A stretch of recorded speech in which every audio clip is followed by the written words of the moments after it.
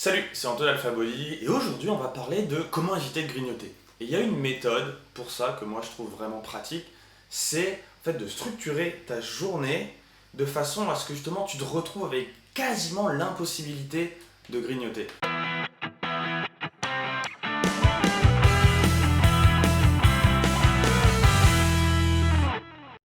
Alors, par exemple, moi, je vais te dire un secret, je suis un grand grignoteur. J'aime beaucoup manger, j'ai tout le temps faim. D'ailleurs, il n'y a pas de secret. Si je me retrouve aujourd'hui coach en perte de poids, c'est justement parce que moi-même, j'ai eu à gérer des problèmes de poids. Tu vois, je suis pas né comme ça avec les tablettes. C'est que j'avais des mauvaises habitudes qui faisaient que j'avais pris du poids. Et c'est pour ça que justement, je comprends ce qui se passe dans ta tête. C'est parce que moi aussi, je l'ai vécu et j'ai dû trouver des stratégies pour arrêter de grignoter et arrêter de manger tout le temps. Alors, qu'est-ce que tu peux faire pour justement grignoter moins grâce à la structuration de ta journée? En fait, ça va être de comprendre déjà comment est-ce que tu fonctionnes toi. Tu vois, il y a des gens, par exemple Nico, mon pote, lui, il préfère faire plusieurs petits repas parce qu'il n'a pas un énorme appétit et il ne peut pas manger beaucoup d'un coup. Tu vois, quand il commence à manger, au bout d'un moment, il a plus faim, il arrête. Et du coup, il va peut-être faire plusieurs petits repas dans sa journée. Moi, si je fais ça, tu vois, ce ne sera pas plusieurs petits repas, ça va être plusieurs gros repas. Une fois que je commence à manger, tu connais l'expression l'appétit vient en mangeant? Moi c'est ça. Si je commence à manger, je continue à manger. Petite dédicace à Vieux André, mon pote d'enfance qui me disait tout le temps le petit vient en mangeant, parce que je suis pas très grand, il était là, le petit vient en mangeant. Dès que lui il commençait à manger quelque chose, moi je me ramenais pour bouffer aussi avec lui, quoi. Donc voilà, l'appétit, le petit vient en mangeant. Merci Anto pour cette blague super drôle. Si, vas-y, j'espère que tu te marres comme un fou derrière ton écran. Bref. Et du coup, moi ce que je fais, c'est plutôt justement le jeûne intermittent d'essayer de me faire deux énormes repas, un à midi, un le soir. Et après, je tiens entre les deux parce que si je mange vraiment beaucoup à midi, il va se passer plusieurs heures quand même avant que j'ai faim. Bon, je te cache pas, parfois à 16 heures, j'ai un petit peu envie de manger. Mais du coup, c'est là où ma structuration numéro 2 de la journée, la première structuration, c'est comment est-ce que tu structures tes repas et tu trouves la façon qui fonctionne bien pour toi. Est-ce que c'est un énorme repas? Tu as même des gens qui font ça le soir. Est-ce que c'est deux gros repas? Est-ce que c'est six petits repas? En fait, il n'y a pas de règle. Ce qui va compter, c'est tes calories totales consommées dans la journée et comment toi tu te sens. Moi, par exemple, ce que je fais, c'est ça. C'est les deux gros repas. Et alors oui, parfois à 4 heures, je vais quand même avoir encore envie de grignoter. Là, je me débrouille pour avoir quelque chose à porter qui soit relativement sain, une barre de protéines, un fruit, quelque chose comme ça, qui n'ait pas trop de calories mais quand même un peu dense. Ou sinon, et qui est encore mieux, c'est que je me prévois une activité. Si je sais que par exemple je suis en train de prendre un café avec quelqu'un, ou que j'ai choisi d'aller au sport, ou que j'ai une réunion au sein d'Alphabody, enfin bref, quelque chose tu vois qui va en fait me détourner mon esprit de ce moment-là où j'ai faim. Parce qu'en fait, et tu l'as peut-être expérimenté pendant le confinement, souvent on mange plus par habitude ou par automatisme ou parce qu'on s'ennuie. C'est pas un miracle si les gens ont pris tant de poids pendant le confinement, c'est qu'on bougeait moins et en fait on mangeait plus. Pourquoi on mangeait plus? Parce qu'à un moment tu t'ennuies quand t'as pas autant de choses à faire qu'habituellement, quand tu peux pas voir tes potes, quand t'es chez toi toute la journée, au bout d'un moment tu dis cool, tiens, je vais passer le temps. Pendant 5 minutes, si je me fais un bol de céréales, ça occupe le temps. Donc en fait, ça c'est vraiment mes deux conseils. Tu structures ta journée autour des repas pour gérer ta faim le mieux possible. Et aussi surtout, après si tu sais que tu as des petits moments un peu de fringale ou que tu as envie de grignoter, là tu te planifies une activité à ce moment-là, une réunion importante avec ton boss, ou de te regarder un film, ou d'aller, je sais pas, dehors, faire une balade, voir un musée, voir un pote, appeler ta mère. Bref, trouve quelque chose à faire qui fait qu'à ce moment-là, ton esprit sera super occupé avec quelque chose d'autre. Et souvent, tu vas constater qu'en fait, au bout d'un petit moment, si tu as faim mais que tu fais autre chose, entre 20 minutes et 1 heure après, si tu as réussi à t'occuper, tu n'as plus faim. La sensation de faim est passée.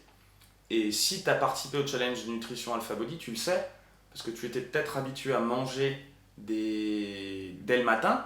Et en fait, dans ce challenge, d'ailleurs auquel tu peux participer en t'inscrivant dans le lien ci-dessous, dans la description de cette vidéo si tu ne l'as pas encore fait, je te propose de ne plus manger le matin. Bon, il n'y a pas que ça.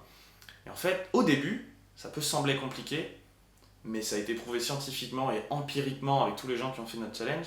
Au bout de 5 jours, ça y est, t'as même plus le signal de la faim qui se déclenche. Tu vois, le premier jour, t'as faim le matin, tu dis mince, je me prive, et puis au bout d'une demi-heure ou 1 heure, ça passe. et le lendemain, tu as un peu moins faim, et puis ça passe encore plus vite, et puis au bout du 5e jour, 95% des gens qui testent ce challenge, bah, ils disent bah, ouais, ça y est, c'est une nouvelle habitude, j'ai plus faim. Voilà. Et la faim revient à midi parce que tu es habitué à manger. En fait, tu vois, c'est un peu le réflexe pavlovien. Tu connais Pavlov, c'était un psychologue qui, en gros, avait testé les réflexes. Il faisait sonner une cloche.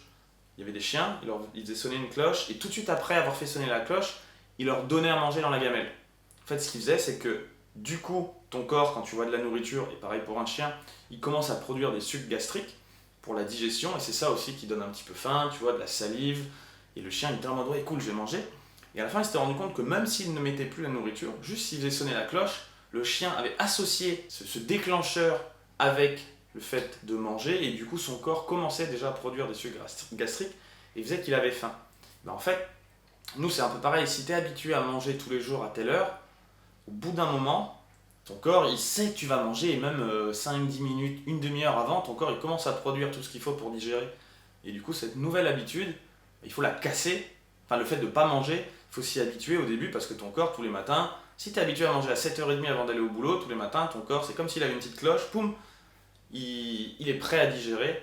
En fait, il faut casser cette habitude, et au bout d'un moment, quand depuis 5 jours tu lui montres que bah, la cloche elle sonne, mais en fait il n'y a pas de nourriture, bah, ton corps il fait ah ok, bon bah il n'y a pas de nourriture, ça y est, je me suis déshabitué, il ne produit plus rien qui te crée cette sensation de faim, et il s'habitue, il se dit ok, je sais que ça va venir quelques heures plus tard. Bref, c'était une petite digression, mais qui est quand même importante pour comprendre le fonctionnement un petit peu de notre corps, la faim, ce qui fait qu'on a envie de grignoter à certains moments. Et du coup, mes 2 gros conseils, ça va être ça. C'est premièrement, tu trouves la structuration de tes repas qui va bien pour toi en fonction de ton appétit, de combien tu aimes bien manger d'un coup et ta quantité totale de ce que tu dois manger sur la journée. Premier point. Et le deuxième, c'est si tu sais qu'il y a des moments où par ennui ou juste parce que c'est l'heure, à 16h, tu as un petit peu faim, bah, soit tu prévois un encas particulier à avoir avec toi, ça c'est un conseil classique, mais moi je dirais même mieux, tu te prévois une activité sur laquelle tu es super concentré et qui te fait kiffer, qui va te faire passer cette sensation de faim. Tu vas me dire, ouais, c'est pas si simple. Franchement, s'il est 16h et que tu as faim et que tu as un petit creux, tu vas me dire, ouais, bah, c'est pas juste en faisant une réunion avec mon boss que je vais plus avoir faim. Ok, si je te dis demain, tu as Laetitia Casta qui passe devant toi et qui dit, on va boire un verre, plutôt que manger, ça y est, ton corps, il a oublié le fait d'aller manger quelque chose, et tu vas dire, cool, Laetitia Casta, je vais. Et je sais pas si c'est ton fantasme ou pas, j'ai pris Laetitia Casta juste comme ça, mais tu vois, il y a un moment, s'il y a un objectif qui est assez important pour toi, qui te fait assez kiffer, ou une passion, peu importe, là, t'inquiète que l'envie de nourriture, elle s'évapore. C'est d'ailleurs pour ça que souvent les gens perdent du poids quand on tombe amoureux, tu sais, quand tu tombes amoureux à fond et que tu penses à l'autre tout le temps, t'as envie d'être avec elle, avec lui, enfin peu importe. Et à un moment, tu fais ah, manger, ah, j'ai pas mangé depuis 3 jours. Bah ouais, parce qu'en fait, la sensation de faim, tu l'oublies, c'est tellement peu important par rapport à autre chose que tu es en train de vivre.